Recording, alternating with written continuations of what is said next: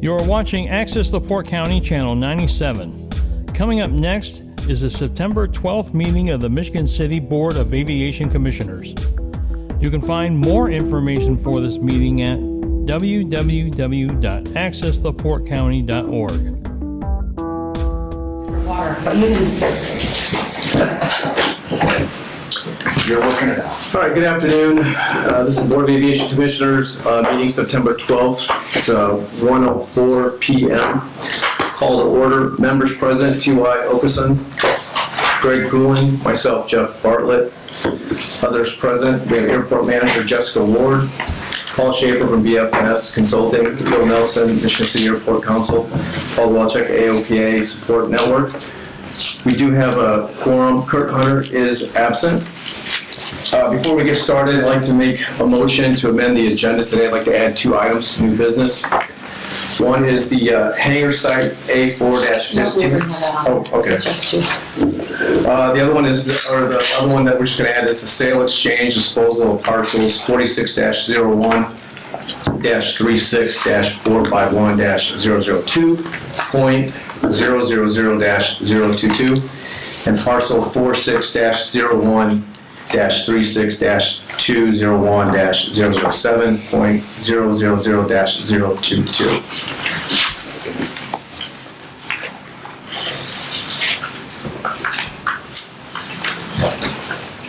Do I have a motion to add those to the agenda for new business? Yeah, I'll make a motion. Can be added. All those in favor? Aye.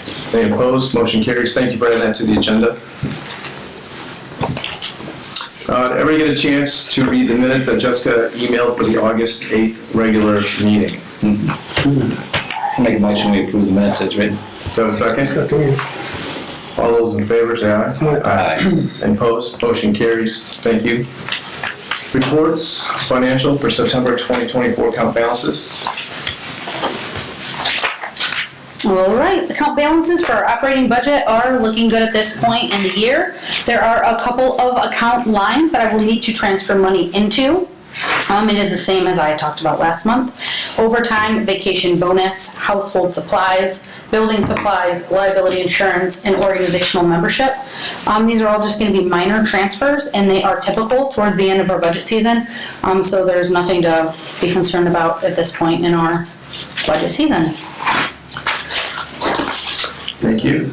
August fuel sales. Fuel sales, we sold 2,547.8 gallons of 100 low lead, 5,595.6 gallons of Jet A, and 444.9 gallons of Swift fuel in August. We are currently up 9% in gallons sold year to date from last year. Our current fuel prices are $5.34 for self-service avgas, $5.49 for full-service avgas, $4.24 for both full and self-service Jet A, and $6.75 for self-service UL 94. That went back up a quarter. It went down a quarter with our last load, went back up with this load. So. The only other person that sells it in this area is Griffith Maryville, and they're at $7.09. So Wow. We're doing pretty good with That's great. with the cost of our unleaded 94. Excellent. That completes financials. Airport manager topics. So AWAS high frequency antenna installation. We're just waiting on our AWAS tech to give me his availability for moving our antenna up higher on the AWAS structure. I know that he was also waiting on parts, so I'm assuming that's why he hasn't given me his availability yet. I'm just going to make sure that we have a lift available for his use. And I'm hoping to borrow one from a city department, or else I know a couple of our tenants have one on the field to make sure that he has a lift for use. And that's just to make sure that we can get around the tree obstructions and we can broadcast further out with our AWAS broadcast.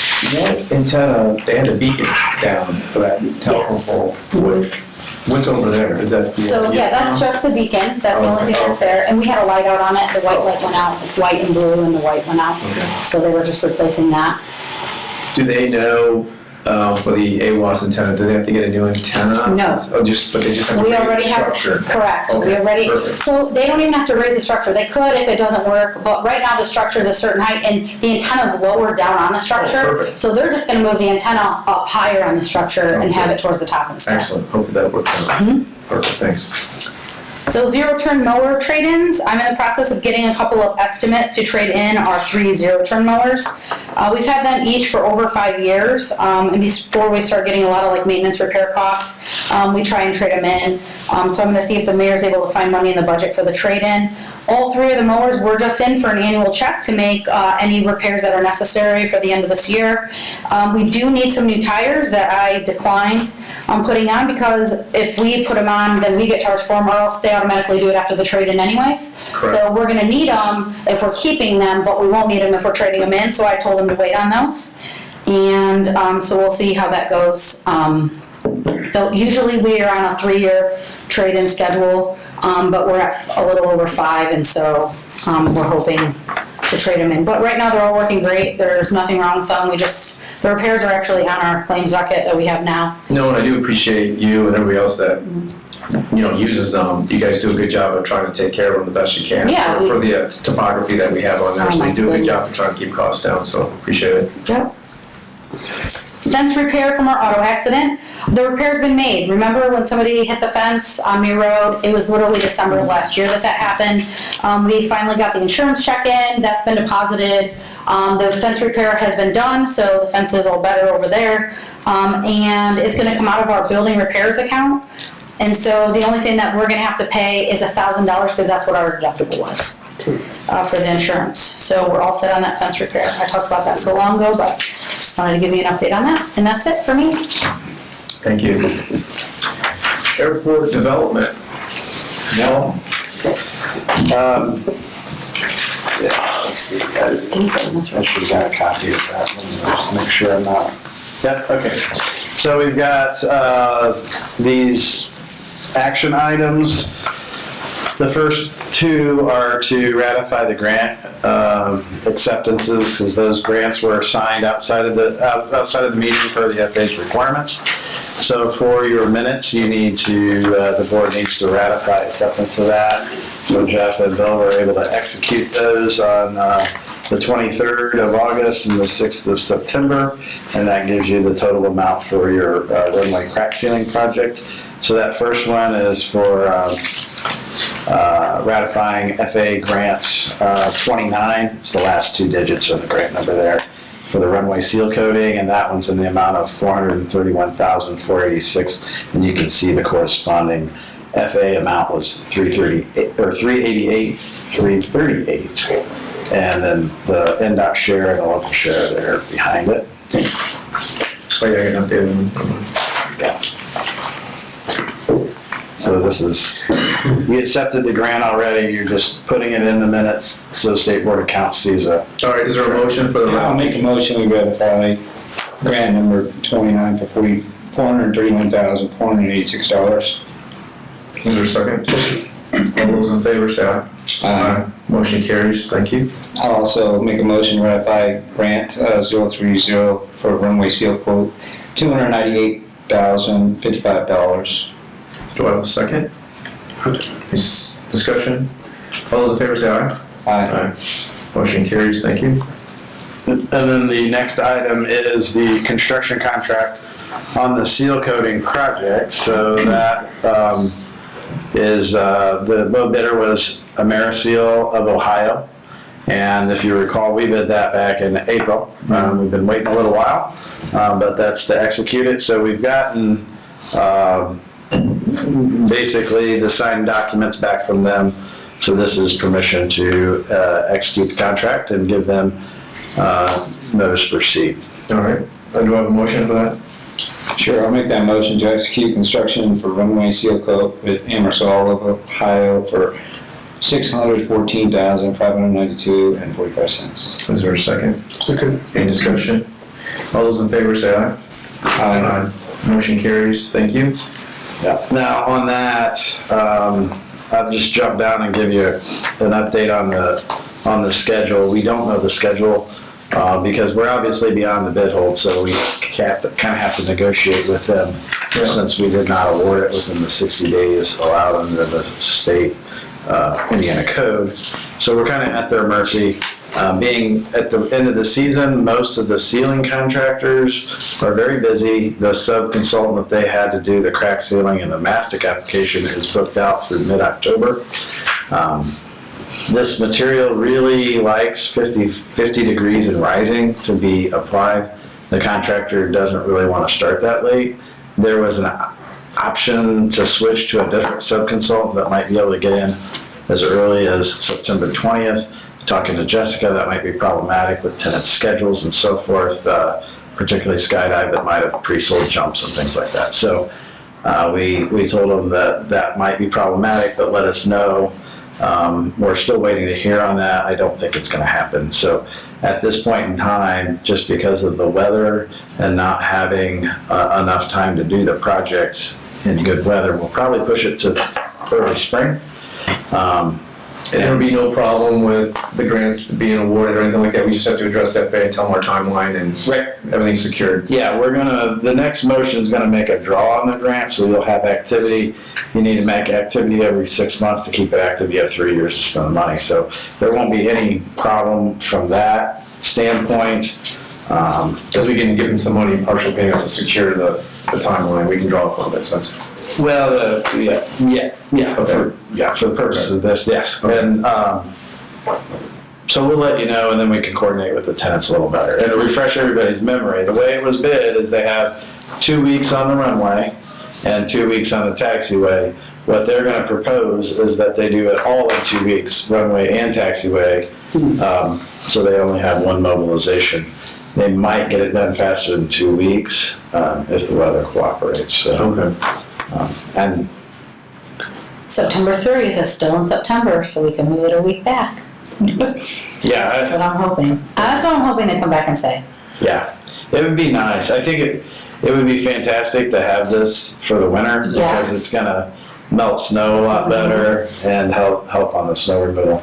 And the texture on the surface adds a lot more friction to the runway, so your stopping distance and everything will be a lot better. Yeah, for the icy. Maybe a fruit basket to them. Yeah. Jelly the Yeah. club. So that's kind of the nature of FA life, is when you can't award it within the specified bid hold time, then you basically become at the liberty of the contractor on when they want to do it, because there's I not, get it. you can't pull their bid bond because we're beyond the required time. So so that's the schedule on that, on the construction contract. And then the last part is, item 4 is motion to approve the partial pay request 1 on AIP 21, and that's the $37.14, which was the design services, professional services on that runway seal coating project. Okay. Thanks. Do I have a motion for that? I make a motion to pay request number 1 for AIP-29 in the amount of $34,037.14. Do I have a second? Second. Any discussion? All those in favor say aye. Motion carries. So the rest of the items are just FYI, there's no other action items on our report. So you'll see we did resubmit the Fuel Farm grant application to IDEM. As it turned out, we were earlier in the process than they had a process to accept the grant application, so it kind of got lost in IDEM. So NDOT is helping us push the application through. So we resubmitted, and we'll see what happens. Okay. And then on the CIP, there's a copy in here. We don't have to do anything on it this month, but that's for your review. We'll have to discuss it next month, probably approve it in November because it's due December 1st, to end up by December 1st. So just FYI on that. There's not a lot of changes here because we are waiting to do the big runway project. So. Okay. Thanks, Paul. Appreciate it. Thank you. Increased airport development. Old business. This is the Michigan City Municipal Airport Pet Rules and Strength Resolution.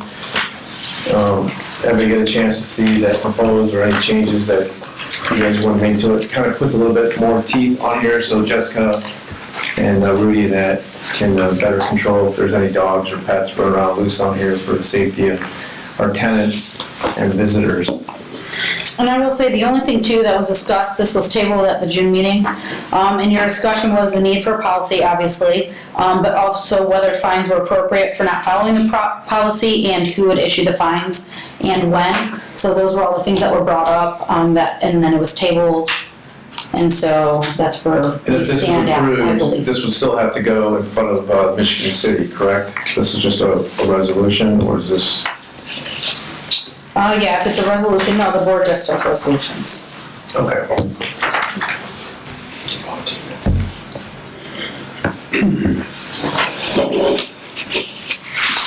I'll make a motion, we approve the resolution of pet policies on airport property.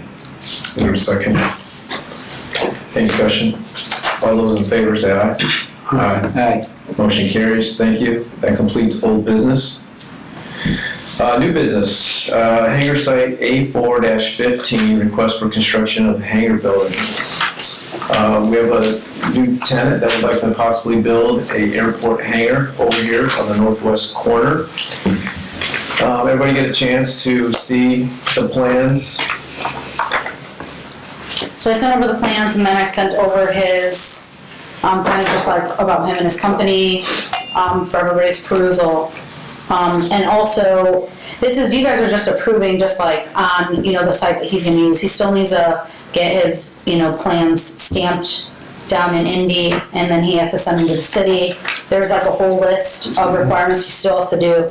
So this, it would be a motion to approve, but it has to be subject to the conditions that are outlined in that new hangar construction requirement, sheet. All right, do we have? So, do we have a site for him yet? Yes, so it's gonna be next to Dennis Kane's hangar, on A4, which is not the last taxiway, but the one right before that, at the very end. We have a taxiway that goes further, than that, and we have a spot available, and it actually has like, NIPSCO's already run, up like electricity and everything. It's kind of our most ready site available. I can show it to you on exhibit if you wanna see it. See it on that aerial. Oh, yeah, right here. Can't see it, just, okay, there you go. Hello. So we already have a taxiway to it, so that's fine on that. Yeah. That'd be a perfect spot for it.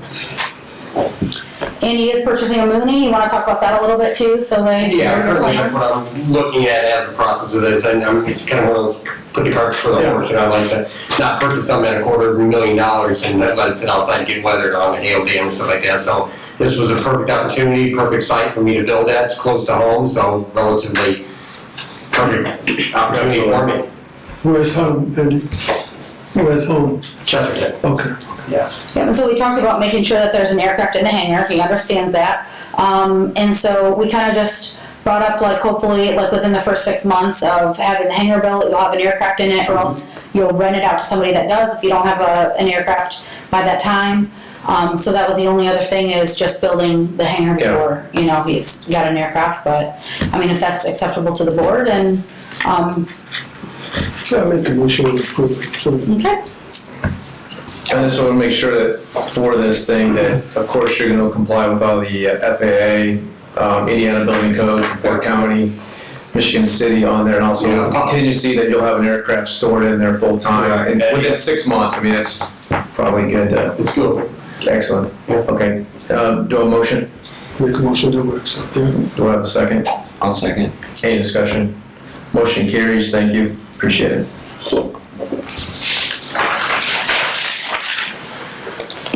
All right, this next one here, this is during our land purchase around the airport, we were able to discover we have 2 small parcels of land that are real tiny. This is the one that we added to the new business that I previously discussed and put and added to it on here. The question is, what do we do with those 2 parcels of land? The location is the southeast, pretty much corner, eastern portion of the airport on there. What do we do with that land? Is it useful? do we have any value of that? Do we know anything? Well, yeah, I can speak into that. Sure, go ahead. Mr. President. Previously, airport manager put me on notice that there might be interest in disposing of these two parcels. So I did I kind of looked into it in advance of today so I could give you some information if that's the direction you decide to go. There are two parcels. They're extremely small. I can tell you that one of the parcels is 0.319 acres and the other parcel is less than that at literally 0.138 acres. They're literally slivers. They independently probably, even combined, have no useful, they're not big enough for anybody to make any great use of. So I also then looked in to try to determine what the assessed value is. And I started looking into that because as I started looking into the statutory process for a body like this to dispose of land, and that's what it's referred to here. In this situation, if you chose to not keep this parcel, you're defined in the definitions of the statute of disposing agent. So how does the disposing agent dispose of land? Statute, of course, it has several different possible mechanisms in which to follow to do so. And I learned that one of those mechanisms is for land with value of less, I'm sorry, value of less than 15, assessed value, my apologies, assessed value of less than 15,000. So I thought, well, what's the assessed value of these? So I went and pulled those records, and one of the parcels has an assessed value of $5,100, and the other has an assessed value of $2,200. Okay. That same statute then goes on to talk about what if the assessed value of parcels is less than $6,000. So I looked into that. What's the step on that? Well, here's what I determined. When a disposing agent is going to dispose of land, a governmental disposing agent is going to dispose of land, the statute kicks you into Section 4 of the applicable statutory possibilities. Section 4 is really for land above that $15,000, and you can still follow it for land less with assessed value of less than $15,000. But when you follow Section 4 of the statute, you have to get one, if not possibly even two appraisals, depending upon the circumstances, and incur the cost of hiring an appraiser. So we would have to pay Yeah, for all that? yeah. This board, the airport would have to pay to have an appraiser. So I'm guessing our legislator, in their wisdom in the past, decided that makes no sense to make a governing body using taxpayer dollars spend a bunch of expenses to dispose of land that really has no great value. Right. So fortunately, what I found out was that under Section 5 of the applicable statutory scheme, if the assessed value of parcels is less than $6,000, you don't have to get an appraisal. You can forego the appraisal process and move into taking action to simply dispose of the land by following the rest of that statute. So that is kind of that's the value, that's the size of these parcels. So I guess your probably next question is probably what's the process then, right? Yeah. You want to know the process if we follow that? Yeah, what are our options? Yeah.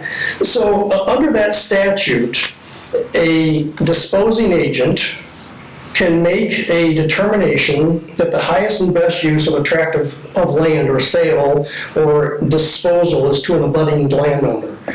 These parcels are so small that independently no one could really do anything with them, is my assessment. I drove by, I know where they're at. Okay. And they seem to be so small that they would not have much use to anybody other than someone who might be able to tack it onto a parcel they already own as abutting. The statute also permits the disposing agent, in this case it would be you, that this board, to make a determination that it's economically unjustifiable to sell the tract under Section 4. Section 4 is the section I told you would require one, if not possibly two appraisals and bearing the expense of that.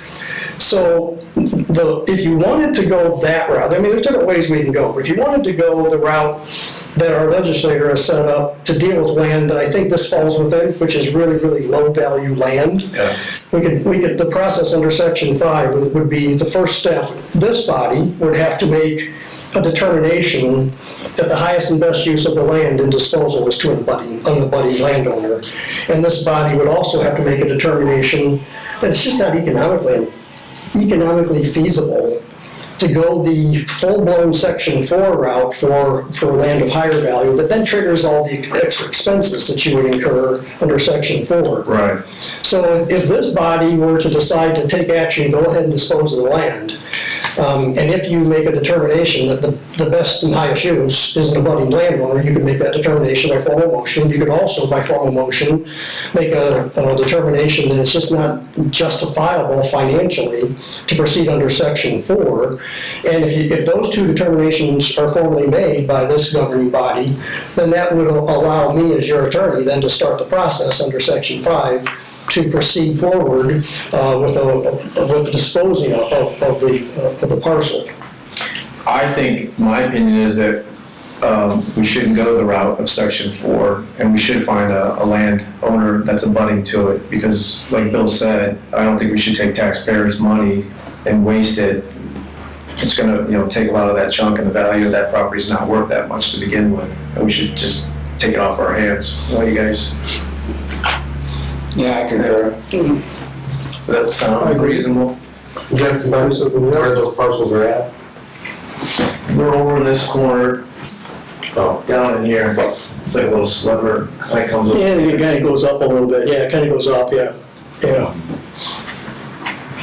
Yeah, my only question was if it was any use to hangars.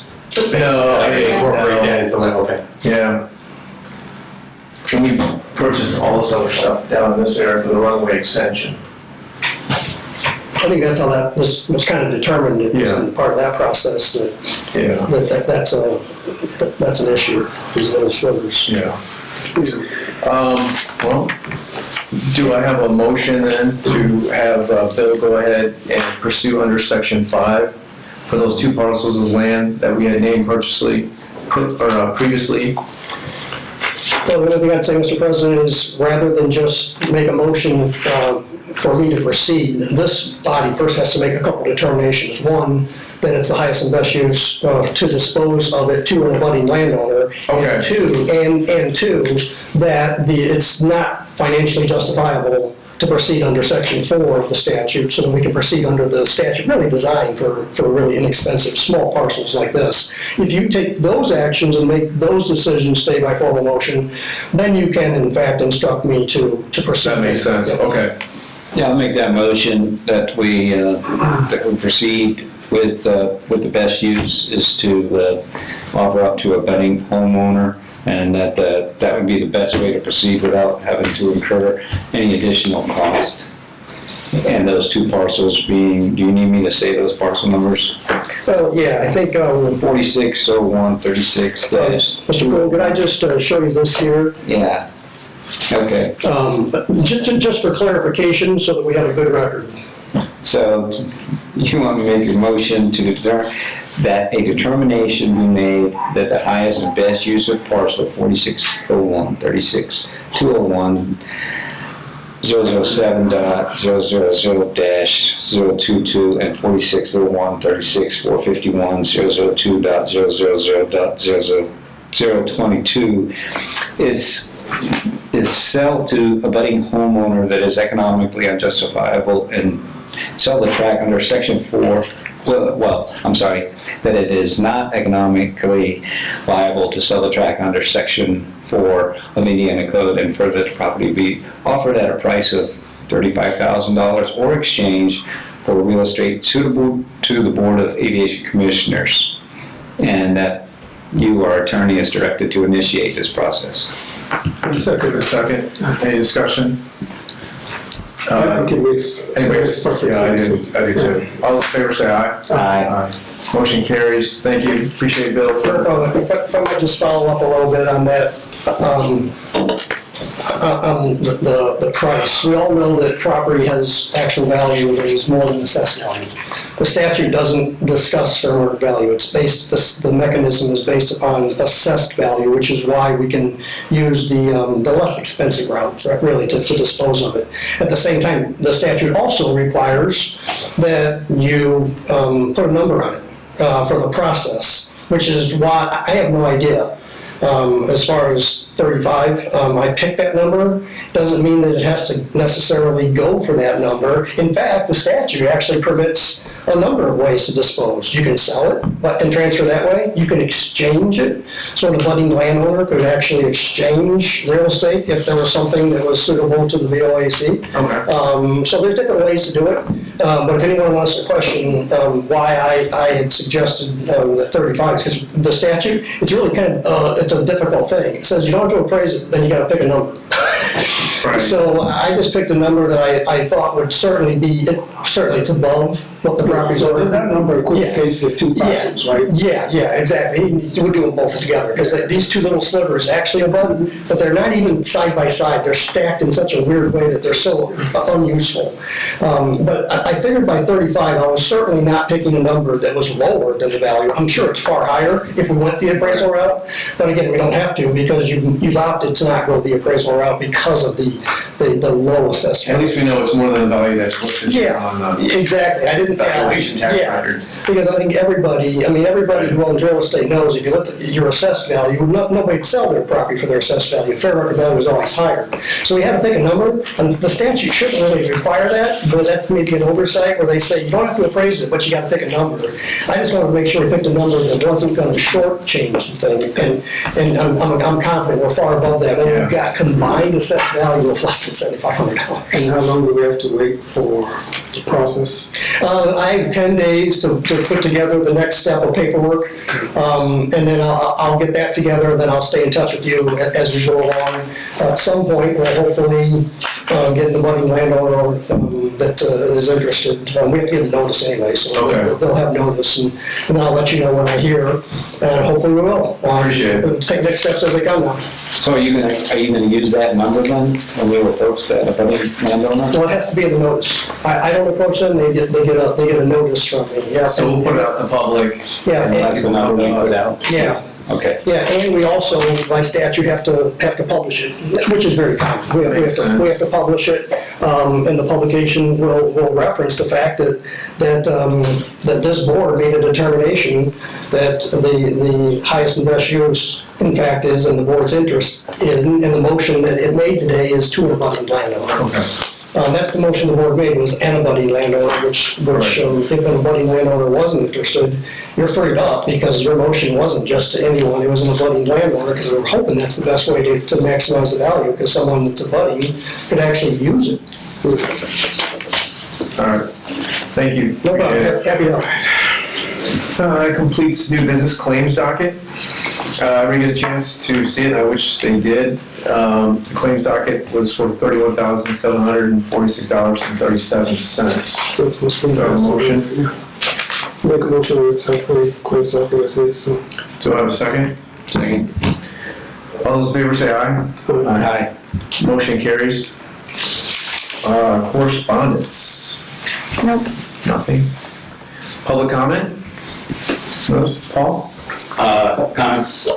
Jessica, do you know, I know this is technical, but do you know if they're gonna replace the cable for the AWAS in town also, as part of moving that up there? The FAA inspector looked at the cable and there's nothing wrong with it. They're gonna need to make it longer, so I'm sure it'll be a longer cable. Okay. I got like 11 miles out yesterday, 11 miles west. That's not great, but, usually, It was, I think on clear days you can get more. yeah. yeah. And I think you mentioned, Paul, that the taxiway is also gonna be part of the seal coating repair, taxiway and runway. Is there, have you guys been through this before, where the airport's gotta be closed for a specific amount of time? Every time we do runway projects. Is there any kind of suggestion for pilots here, like to move to a certain place, like get a bulk deal with LaPorte or something to say, hey, can people park their planes there for 2 weeks during this thing? Is there any kind of organized activity like that, or is it just kind of figured out? No, I think pilots just figure it out for themselves. Okay. Last thing, I'm getting a lot of comments on crew car. People are, asking me why we have a crew car. I don't know why they're asking me, other than they know I come to these meetings. But I sent a document to Jeff, to Jessica. I did everybody else's email, but it's a 125-page research paper, so I'm sure no one's actually read it yet. but it's all about how to handle the last mile transportation from the airport to where you're going, whether it's crew car, rental cars, Lyft, Uber, that kind of stuff. So lots of stuff in there about how do you handle insurance and how do you get over all the objections that towns and stuff have. So hopefully there's something in there that can help us get a crew car back. I saw that, Paul, and I'll disseminate that to TY and also give it to Greg on there. So Don't forget I know Kirk. there is, and Kirk too. There's 125 pages. He likes to right? read. It's a lot. Yeah, but no, thank you though, because we're always looking for options since our car was taken away, from us a couple of years ago, and we definitely need one back. So thank you. That's it. That concludes public comment. That completes all the items on our agenda. Thank you everyone for attending. We appreciate everybody's input, appreciation. If there's no other further comments, I make a motion that we adjourn this meeting. is there a second? All those in favor say aye. Aye. Motion carries. Thank you. Thank you. Meeting is adjourned. Thanks for coming in. Appreciate it. No problem. So interesting.